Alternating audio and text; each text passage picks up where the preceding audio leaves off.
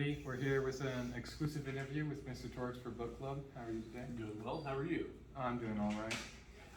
So, why did you decide to begin a book club in school? I wanted to introduce the students to classic Western literature, great works of writing that built Western civilization, that we get a lot of our philosophies from, and just give students the option to freely read and discuss these and expand their own reading base. Okay, and do you find that the students are interested and engaged with the literature? So far so. There seems to be a lot of interest. We have people coming in every week to read, asking genuinely interested questions, and it's very encouraging to watch. Yeah, and is Book Club still free to sign up for? Sure, yeah. We're about halfway through 1984 right now. Next month we'll be reading Frankenstein and then Christmas Carol, and anyone that wishes to join can join. All right. What are some of the themes pervasive in 1984? A lot of 1984 is about, well, George Orwell wrote it as a criticism of English socialism.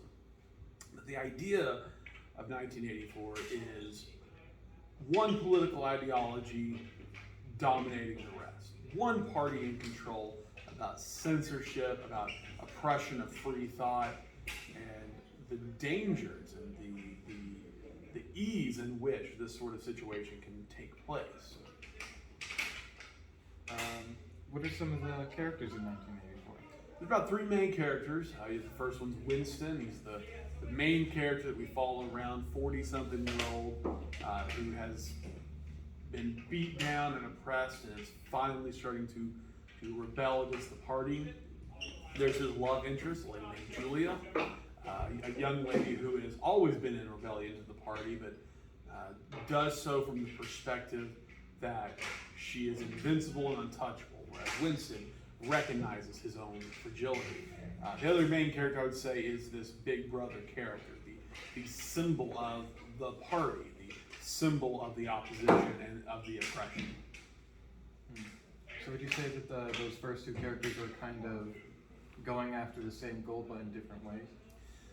They're both looking to be liberated from this oppressive ideology. They're both looking to rebel in their own way, but they're coming at it from two different angles. Winston from an older person who struggles to see the positivity in life. Julia from the young perspective that there's only hope for the future. I'm just going to rebel and have a good time. So yeah, absolutely. So how would you say that the characters sort of, I can't find the right word, complement the themes of the book? So the overarching theme obviously is the criticism of socialism, and what both of these characters represent is the desire of really two different generations striving for their own freedom and individuality, to not be locked and bogged and oppressed in one basic idea. The baseline notion of humanity that you might have different people and different ideas, but the ideas of freedom, of personality, are something that are good and desired by many. Okay. Why did you choose 1984 as your first book for the book club? It's one of my most favorite books of all time. It's absolutely incredible.